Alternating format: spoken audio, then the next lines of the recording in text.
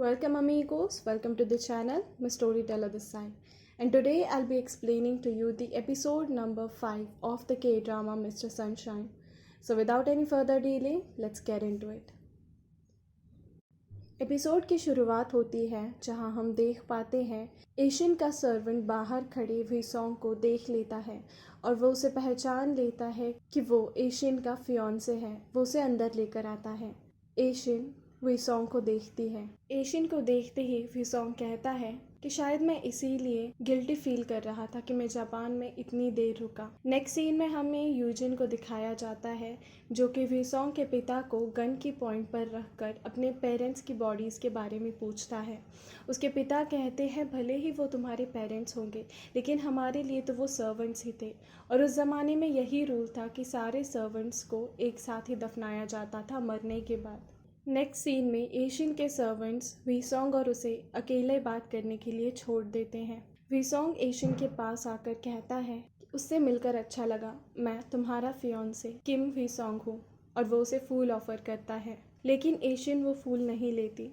तो वीसोंग पूछता है कि क्या उसे फूल पसंद नहीं या फिर तुम्हें मैं पसंद नहीं हूँ।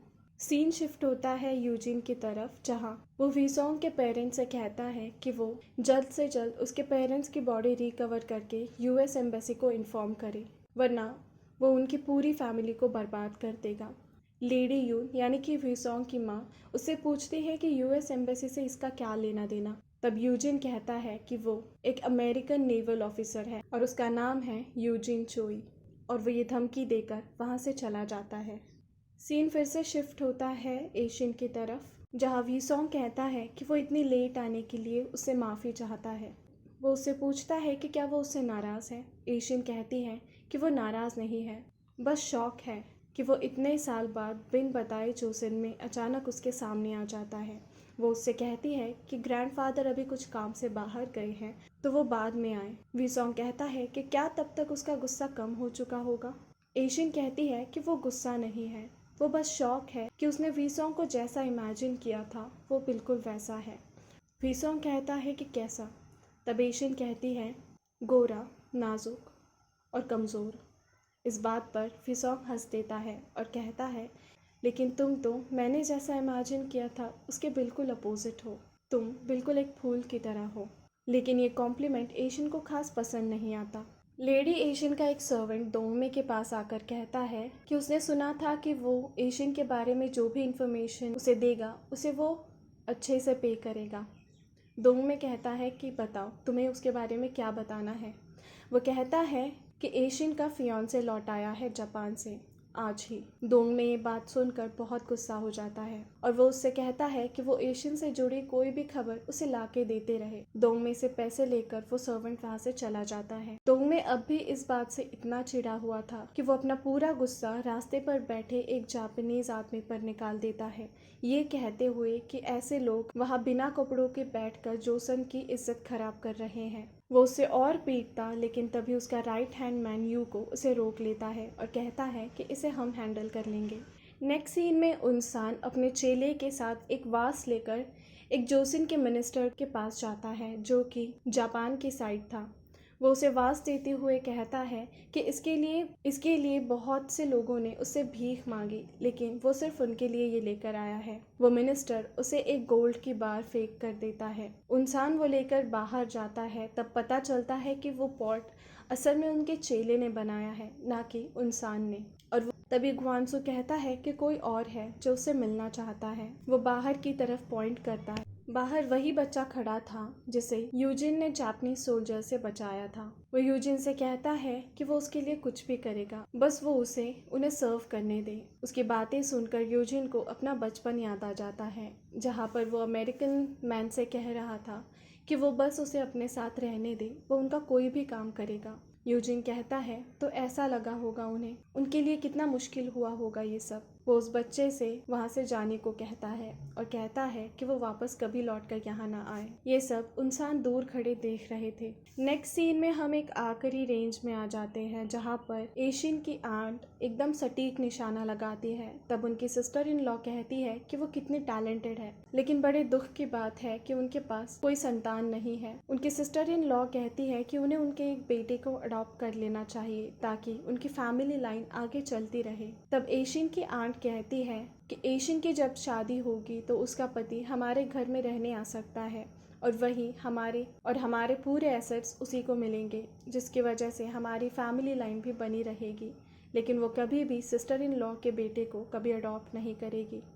जैसा ग्रैंडफादर चाहते हैं वैसा ही होगा। तभी एक लेडी कहती है, लेडी यून आज यहाँ कैसे नहीं आई? वो तो कभी कोई आउटिंग मिस नहीं करती।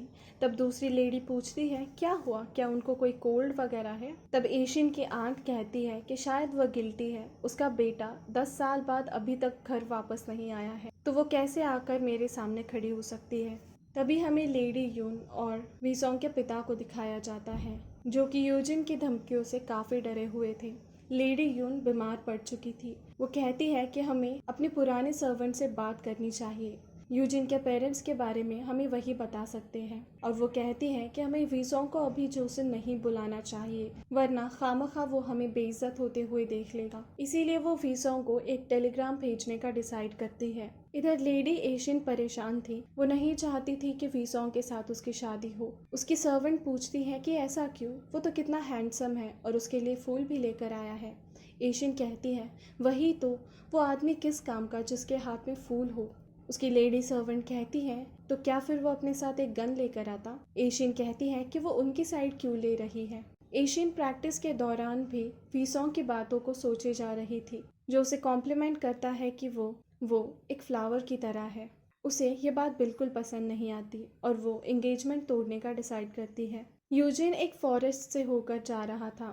वो अपने घोड़े पर सवार था। तभी हमें पैरेलल में दिखाया जाता है छोटे यूजिन को, जो बचपन में अपनी जान बचाने के लिए इन जंगलों में से दौड़ रहा था और उसके हालात इतने बदल चुके हैं कि अब वो कंफर्टेबली एक घोड़े पर सवार होकर जोसन में लौट आया है। वो एक पुरानी जगह जाता है जहाँ पर मिस्टर किम का पुराना घर था, जहाँ उसकी मॉम और वो काम किया करते थे। तभी एक सीन प्ले होता है जहाँ उसकी माँ एक फ्लावर को देखकर कहती है कि अगले जन्म में वो एक फ्लावर बनना चाहेगी। यूजिन पूछता है, और मैं? तब वो कहती है, तुम ऐसे बड़े घर में रहोगे और मैं बाहर गार्डन में खिला करूंगी। यूजिन उस जगह को बस देखे जा रहा था। वीसोंग मार्केट में से जा रहा होता है। तभी लेडी यून उसके सामने आ जाती है। उसे पहचानने में उसे थोड़ी देर लगती है। तभी लेडी यून पूछती है कि वो यहाँ क्या कर रहा है और वो अभी अभी टेलीग्राम देकर आई है कि वो जोसन में कदम ना रखे, और यहाँ वो जोसन में आ भी गया और उन्हें कानों कान खबर तक नहीं होने दी। तभी वो ग्लोरी होटल में जाकर बात करने लगते हैं। लेडी यून कहती है कि वो कुछ देर अभी ग्लोरी होटल में ही रहे, या फिर अच्छा होगा कि वो जापान लौट जाए। तब वीसोंग को लगता है कि ज़रूर कुछ हुआ है, लेकिन लेडी यून कहती है कि उसे जानने की कोई ज़रूरत नहीं और चाहे तो जापान लौट जाए। लेकिन वीसोंग कहता है कि वो अब जापान कैसे लौट सकता है? वो अपने फियोंसे को छोड़कर कैसे जा सकता है? वो तो अभी शादी करेगा ताकि दोनों फैमिली तसल्ली से रह सके। और वीसोंग कहता है कि उसके लौटने की बात वो पापा को ना बताए, और वो अपने कमरे में लौट जाता है। इधर एशियन वीसोंग ने दिए हुए फूल बाहर फेंकने ही वाली थी कि तभी बाहर एक कैरेज आता है। वो लेडी कहती है कि वो ग्लोरी होटल से है और एक गेस्ट जो कि रूम 303 में ठहरे हुए हैं, उन्होंने एक कैरेज भिजवाया लिए। उस लेटर में लिखा हुआ था कि फ्लावर कैरेज लो और मुझसे मिलने आओ। एशियन वीसोंग से मिलने चली जाती है